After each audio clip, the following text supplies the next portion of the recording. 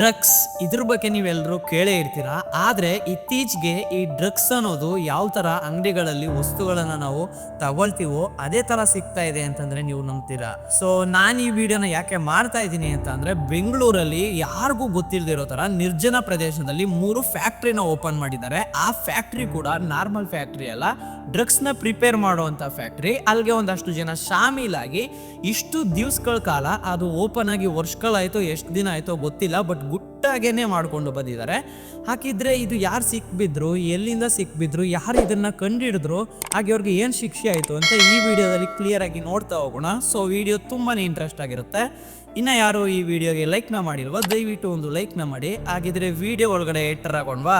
So ಮೊದಲಿಗೆ ನಾವು ತಿಳ್ಕೊಳ್ಬೇಕಾಗಿರೋದೇನಂತ ಅಂದರೆ, ನಿಮಗೆ ಗೊತ್ತಿರ್ಬೋದು ಡ್ರಗ್ಸಿಂದ ಇತ್ತೀಚಿನ ಯೂತ್ಸ್ಗಳಿಗೆ ಎಷ್ಟು ಪ್ರಭಾವ ಬೀರುತ್ತೆ, ಇದು ಅವರ ನೆಮ್ಮದಿನ ಎಷ್ಟು ಲೆವೆಲ್ಗೆ ಕಿತ್ಕೊಳ್ಳುತ್ತೆ, ಇದರಿಂದ ಏನೇನು ಲಾಸ್ ಆಗುತ್ತೆ ಅಂತ ಎಲ್ರಿಗೂ ಗೊತ್ತೇ ಇರುತ್ತೆ. ಬಟ್ ಆದರೂ ಕೂಡ ಈ ಡ್ರಗ್ಸನ್ನು ಯಾವ ರೀತಿ ಅಂಗಡಿಲಿ ವಸ್ತುಗಳನ್ನ ವ್ಯಾಪಾರ ಮಾಡ್ತಾರೋ ಅದೇ ರೀತಿ ವ್ಯಾಪಾರ ಮಾಡ್ತಾ ಇದ್ದಾನೆ ಅಂತಂದರೆ ಇದನ್ನು ನೀವು ನಂಬಲೇಬೇಕು. ಇದು ಯಾವುದೇ ತರಹದ ಸುಳ್ಳಲ್ಲ. ಸೊ ನಿಮಗೆ ಗೊತ್ತಾಗುತ್ತೆ. ನಾನು ಈ ವಿಡಿಯೋದಲ್ಲಿ ಸಿಂಪಲಾಗಿ ಹೇಳ್ತಾ ಹೋಗ್ತೀನಿ, ಸಿಂಪಲಾಗಿ ನೀವು ಕೂಡ ಅರ್ಥನ ಮಾಡ್ಕೊಂಡೋಗಿ. ಆವಾಗಲೇ ನಾನು ಹೇಳಿರೋ ಥರ ಬೆಂಗಳೂರಲ್ಲಿ 3 ಫ್ಯಾಕ್ಟ್ರಿಗಳು ಓಪನ್ ಆಗಿದ್ದಾವೆ. ಅದು ಕೂಡ ನಾರ್ಮಲ್ ಫ್ಯಾಕ್ಟ್ರಿಗಳಲ್ಲ, ಈ ಡ್ರಗ್ಸ್ನ ಪ್ರಿಪೇರ್ ಮಾಡುವಂಥ ಫ್ಯಾಕ್ಟ್ರಿಗಳು. ಸೊ ಆ 3 ಫ್ಯಾಕ್ಟ್ರಿಗಳು ಕೂಡ ಸಿಟಿಯ ಒಳಗಡೆ ಇಲ್ಲ ಅಥವಾ ಸಿಟಿಯ ಹೊರಗಡೆ ಇಲ್ಲ, ಯಾರು ಹಿಡದೇ ಇರೋಂಥ ನಿರ್ಜನ ಪ್ರದೇಶಗಳನ್ನು ಆಯ್ಕೆ ಮಾಡಿಕೊಂಡು 3 ನಿರ್ಜನ ಪ್ರದೇಶಗಳಲ್ಲಿ ಈ ಫ್ಯಾಕ್ಟ್ರಿನ ಓಪನ್ ಮಾಡಿದ್ದಾರೆ.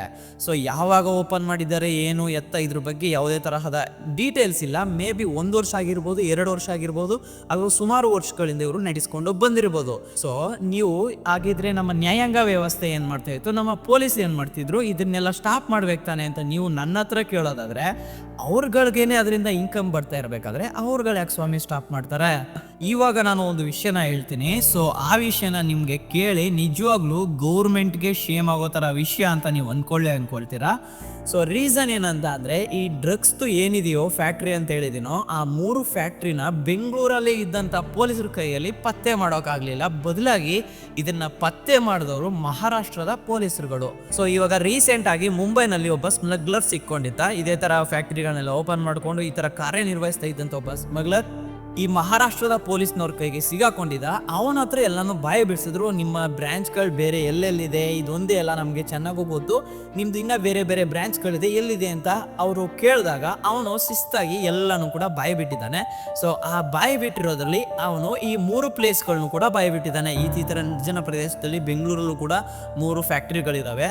ಹಾಗೆ ಫ್ಯಾಕ್ಟ್ರಿಗಳ ಜೊತೆಗೆ ಅದನ್ನು ಯಾರ್ಯಾರು ನಿರ್ವಹಣೆ ಮಾಡ್ತಾ ಇರ್ತಾರೆ, ಯಾರು ಅದಕ್ಕೆ ಓನರ್, ಎಲ್ಲರದು ಕೂಡ ಅವನು ಬಾಯಿ ಬಿಟ್ಟಿದ್ದಾನೆ. ಸೊ ಅಲ್ಲಿಂದ ಮಹಾರಾಷ್ಟ್ರದ ಪೊಲೀಸರು ಬೆಂಗಳೂರಿಗೆ ಬಂದು ಆ 3 ಫ್ಯಾಕ್ಟ್ರಿಗಳನ್ನು ಕೂಡ ಸೀಸ್ ಮಾಡಿ ಆ 3 ಫ್ಯಾಕ್ಟ್ರಿ ಓನರ್ಗಳನ್ನು ಕೂಡ ಇವಾಗ ಅರೆಸ್ಟ್ನ ಮಾಡಿದ್ದಾರೆ. ಸೊ ಇವಾಗ ನಾನು ಹೇಳ್ತೀನಿ, ಅದನ್ನು ನೀವು ಆಶ್ಚರ್ಯ ಪಡೋಕೆ ಹೋಗ್ಬಿಡಿ. ಯಾಕಂತ ಅಂದರೆ, ಅಲ್ಲಿ ಡ್ರಗ್ಸ್ ಏನಿದೆಯೋ ಆ ಡ್ರಗ್ಸು ಎಷ್ಟಕ್ಕೆ ಬೆಳೆ ಬಾಳ್ತಾ ಇತ್ತು ಅಂತಂದರೆ, 1 ಲಕ್ಷ ರೂಪಾಯಿ ಅಲ್ಲ, 10 ಲಕ್ಷ ರೂಪಾಯಿ ಅಲ್ಲ, 1 ಕೋಟಿ ಅಲ್ಲ ಅಥವಾ 10 ಕೋಟಿ ಅಲ್ಲ, ಬದಲಿಗೆ 55 ಕೋಟಿ ರೂಪಾಯಿಗೆ ಬೆಲೆ ಬಾಳ್ತಾ ಇದ್ದಂಥ ಆ ಡ್ರಗ್ಸ್ಗಳಾಗಿರ್ಬೋದು ಅಥವಾ ಅದನ್ನು ಪ್ರಿಪೇರ್ ಮಾಡ್ತಾ ಇದ್ದಂಥ ಕಚ್ಚಾ ವಸ್ತುಗಳಾಗಿರ್ಬೋದು. ಸೊ ಇಷ್ಟು ಕೂಡ 55 ಕೋಟಿ ರೂಪಾಯಿ ಆಗ್ತಾ ಇತ್ತು ಇದೆಲ್ಲ ಸೇರಿ. ಹಾಗಿದ್ರೆ ನೀವೇ ಥಿಂಕ್ ಮಾಡಿ, 55 ಕೋಟಿ ರೂಪಾಯಿ ಡ್ರಗ್ಸ್ ಅಂತ ಅಂದರೆ ಹೊಸಿ ಜನಕ್ಕೆ ಹಂಚ್ತಾ ಇದ್ರ? ಇದೇನಾದರೂ ಬೆಳಕಿಗೆ ಬರಲಿಲ್ಲ ಅಂತ ಅಂದಿದ್ರೆ ಹೊಸಿ ಜನ ಯೂತ್ಸ್ಗಳ ಬಾಳು ಹಾಳಾಗ್ತಾ ಇತ್ತಾ? ಹಾಗೆ ನಮ್ಮ ದೇಶದ ಪರಿಸ್ಥಿತಿ ಹೇಗಾಗ್ತಾ ಇತ್ತು, ಚಿಕ್ಕ ಚಿಕ್ಕ ಹಳ್ಳಿಗಳಿಂದ ಹಿಡಿದು ದೊಡ್ಡ ದೊಡ್ಡ ನಗರಗಳವರೆಗೂ ಕೂಡ ಇದು ಟ್ರಾನ್ಸ್ಪೋರ್ಟ್ ಆಗ್ತಾ ಇತ್ತು. ಅದಲ್ಲದೆ ಬೇರೆ ಬೇರೆ ಕಂಟ್ರಿಗಳಿಗೂ ಕೂಡ ಟ್ರಾನ್ಸ್ಪೋರ್ಟ್ ಆಗ್ತಾ ಇತ್ತು. ಬೇರೆ ಕಂಟ್ರಿಗಳ ವಿಷಯ ಬಿಡಿ, ನಮ್ಮ ಕಂಟ್ರಿನೇ ನೀವು ನೋಡ್ತು ಅಂತಂದರೆ ಬೆಂಗಳೂರಲ್ಲಿ ಪ್ರಿಪೇರ್ ಮಾಡ್ತಾ ಇದ್ದಾರೆ ಅಂತಂದರೆ ಪೂರ ಬೆಂಗಳೂರು ಕೂಡ ಈ ಡ್ರಗ್ಸ್ಗೆ ಅಡಿಕ್ಟ್ ಆಗ್ತಾ ಇದ್ರು. ಅದು ಅಲ್ಲದೆ ನಮ್ಮ ಬೆಂಗಳೂರು ಮಾತ್ರ ಅಲ್ಲದೆ ಕರ್ನಾಟಕದ ಮೂಲೆಗೂ ಕೂಡ ಇದು ಹೋಗ್ತಾ ಇತ್ತು. ಸೊ ಅದೇನೇ ಅವರ ಪ್ಲ್ಯಾನ್ ಕೂಡ ಆಗಿತ್ತು. ನೀವೇ ಯೋಚನೆ ಮಾಡಿ, 55 ಕೋಟಿ ಅಂತ ಅಂದರೆ ಹೊಸ ಡ್ರಗ್ಸ್ಗಳು ಸಿಗ್ತಾ ಅಂತ ಹೇಳಿ. ಸೊ ಇವಾಗ ಯೋಚನೆ ಮಾಡೋದಾಗಿದ್ರೆ ನಮ್ಮ ಸರ್ಕಾರ ಏನು ಮಾಡ್ತಾ ಇತ್ತು, ಇಷ್ಟೆಲ್ಲ ನಾನು ಹೇಳ್ತಾ ಇದ್ದೀನಲ್ವ, ಇದೇ ಥರ ಸರ್ಕಾರನೂ ಕೂಡ ಥಿಂಕ್ ಮಾಡಬೇಕಲ್ವ.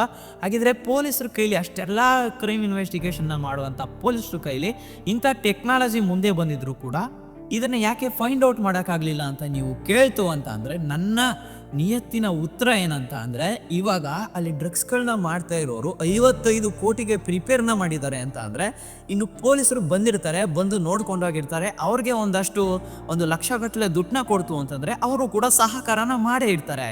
ಸೊ ಇದೆಲ್ಲ ಕಾಮನ್ ಆಗೋಗಿದೆ. ಇವಾಗ ನೀವೇ ಯೋಚನೆ ಮಾಡಿ, ಯಾರಾದರೂ ಬಂದಿರ್ತಾರೆ, ಅವರ ಕೆಲಸಕ್ಕೆ ಅಡ್ಡಿ ಆಯಿತು ಅಂತಂದರೆ, ಒಂದು ಅವರನ್ನು ಕೊಲೆ ಬೆದರಿಕೆ ಮಾಡಿ ಎದುರಿಸ್ತಾರೆ, ಇನ್ನೊಂದು ದುಡ್ಡನ್ನು ಕೊಟ್ಟು ಅವರನ್ನು ಭಯನ ಮೆಚ್ಚಿಸ್ತಾರೆ.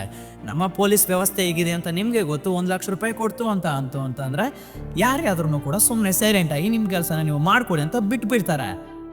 ಸೊ ಇದರಿಂದ ಆಗಿ ಬೆಂಗಳೂರು ಪೊಲೀಸರಿಗೆ ಇದನ್ನ ಇನ್ನ ಪತ್ತೆ ಹಚ್ಚೋಕೆ ಆಗಿಲ್ಲ ಅನ್ನೋದು ನನ್ನ ಒಂದು ಕಾನ್ಫಿಡೆಂಟ್. ಹಾಗೆ ಬೇರೆಯವರೆಲ್ಲ ಇದ್ರ ಬಗ್ಗೆನೇ ಈ ಥರನೇ ಮಾತಾಡ್ಕೊಳ್ತಾ ಇದ್ದಾರೆ, ಅದನ್ನು ನಾನು ಹೇಳ್ತಾ ಇದ್ದೀನಿ. ಸೊ ನನ್ನ ಓನ್ ಉದ್ದೇಶ ಏನು ನಾನಿಲ್ಲಿ ಹೇಳ್ತಾ ಇಲ್ಲ, ಈ ಥರನೂ ಕೂಡ ಆಗಿರ್ಬೋದಲ್ವಾ. ಸೊ ಯಾವಾಗ ನಮ್ಮ ದೇಶ ದುಡ್ಡಿನ ಹಿಂದೆ ಹೋಗದೆ ನ್ಯಾಯಾಂಗದ ವ್ಯವಸ್ಥೆಯ ಹಿಂದಿಗಡೆ ಹೋಗುತ್ತೋ, ಯಾವಾಗ ನಮ್ಮ ದೇಶ ಇಂಥ ಒಂದು ಕ್ರಿಮಿನಲ್ ಕೇಸಸ್ಗಳಿಗೆಲ್ಲ, ಇಂಥ ಒಂದು ಮಾಫಿಯಾಗಳಿಗೆಲ್ಲ ಫುಲ್ ಸ್ಟಾಪನ್ನು ಇಡುತ್ತೋ, ಅಲ್ಲಿವರೆಗೂ ನಮ್ಮ ಇಂಡಿಯಾ ಡೆವಲಪಿಂಗ್ ಕಂಟ್ರಿಯಿಂದ ಡೆವಲಪ್ಡ್ ಕಂಟ್ರಿ ಆಗೋದಕ್ಕೆ ಯಾವುದೇ ಕಾರಣಕ್ಕೂ ಸಾಧ್ಯನೇ ಇಲ್ಲ.